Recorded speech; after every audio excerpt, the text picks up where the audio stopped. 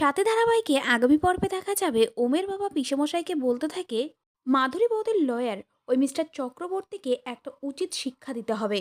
সেদিন আমাদের ঘাড় ধাক্কা দিয়ে চেম্বার থেকে বের করে দিয়েছিল।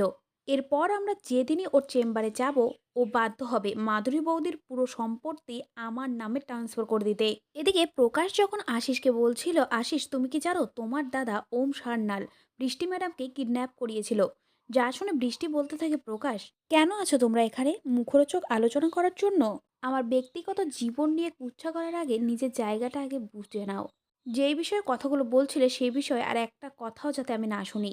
আমার মা আর বোনের দাহ কাজের জন্য আমি এখানে এসেছি, তোমাদের কাউকে কিন্তু আমি এখানে আসতে বলিনি, তবুও তোমরা এখানে এসেছো। এখন দয়া করে এখান থেকে যাও, আমাকে আমার কাজটা শান্তি মতো করতে দাও। এই বলেই বৃষ্টি সেখান থেকে চলে যায়। তখন প্রকাশ বলতে থাকে একটা মানুষ কতটা ভালো হলে এসব কথা বলতে পারে।